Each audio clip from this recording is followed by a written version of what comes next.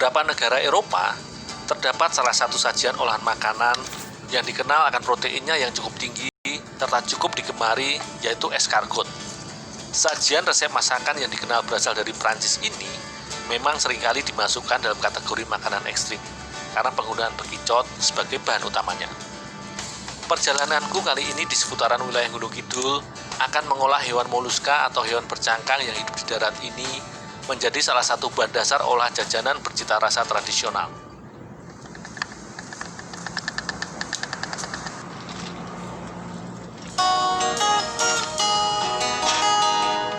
Bekicot merupakan hewan bercangkang yang menggunakan otot perut serta mengeluarkan lendir sebagai media untuk berjalan atau berpindah tempat.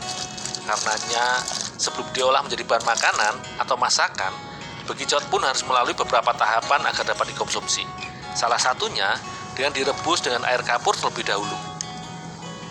Proses perebusan bekicot membutuhkan waktu cukup lama, yaitu sekitar 1 jam.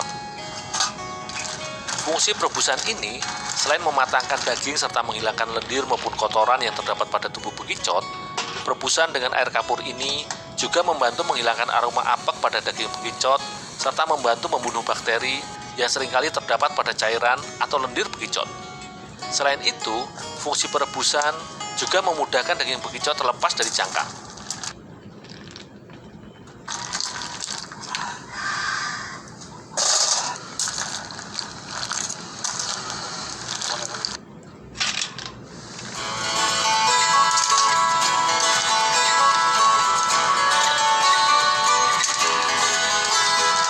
Setelah bekicot matang, selanjutnya daging bekicot pun dikeluarkan dari cangkang kerasnya dengan dicungkil.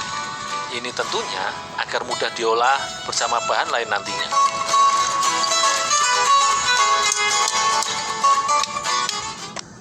Dul, Pak, dalam, Dul. Oh, ya Pak. Bu, ini Bu, bekicotnya, Bu. Ya, taruh situ aja, Dul. Ini santannya buat ngaron. Oh, ya Bu. Secara umum, bekicot seringkali diolah menjadi bahan masakan seperti oseng atau cemilan keripik yang dapat dijumpai di daerah Kediri hingga Lamongan, Jawa Timur. Namun kali ini, aku bersama ibu-ibu di wilayah Gunung Kidul akan mengolah bekicot menjadi salah satu bahan isian jajanan tradisional, yaitu arem-arem.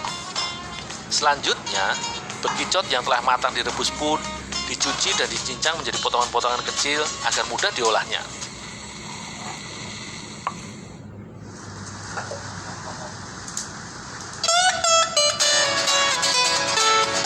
Arem-arem merupakan jenis jajanan basah yang serupa lemper namun menggunakan nasi sebagai bahan utamanya.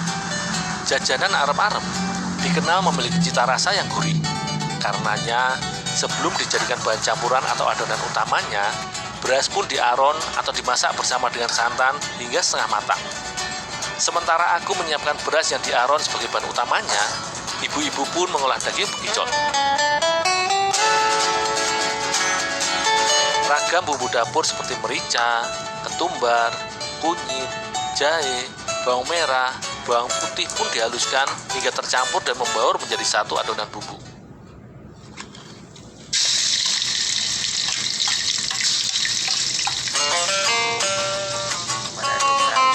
Khusus untuk kali ini, sengaja dipilih bekicot sebagai variasi olahan jajanan yang seringkali berfungsi sebagai pengganti sarapan ini.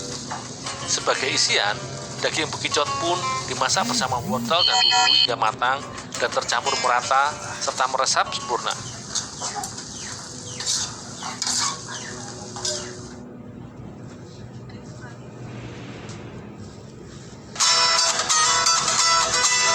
Tahap terakhir dalam pembuatan jajanan ini yaitu proses pembungkusan sekaligus mencampur beras aron dan isian dari bekicot. Meski serupa dengan olahan lemper atau mungkin semar mendem, arem-arem memiliki bentuk yang cenderung lebih besar bila dibandingkan dengan keduanya. Bahkan, terkadang jajanan ini dibuat sebesar lontong karena sering dijadikan sebagai bahan sarapan oleh beberapa masyarakat di Jawa Tengah.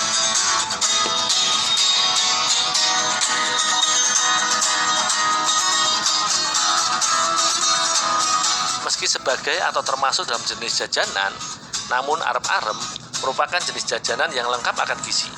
Tak heran, panganan ini seringkali disajikan sebagai bahan sarapan. Apalagi resep kreasi arem-arem bekicot ini semakin menjadikan panganan ini syarat kandungan nutrisi.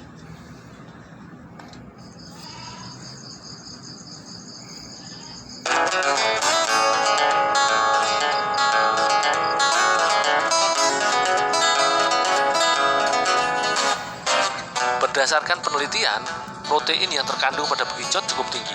Selain itu, kandungan asam amino, asam glutamat, asam aspartat, serta lisin, arginin dan leusin, kalsium dan vitamin B kompleks yang juga terdapat pada daging bekicot menjadikan hewan yang sering dianggap menjijikan ini cukup bermanfaat untuk dikonsumsi. Karena zat-zat tersebut cukup membantu dalam menjaga serta merawat sistem peredaran darah sehingga membantu mengurangi resiko penyakit yang berkaitan dengan gangguan jantung.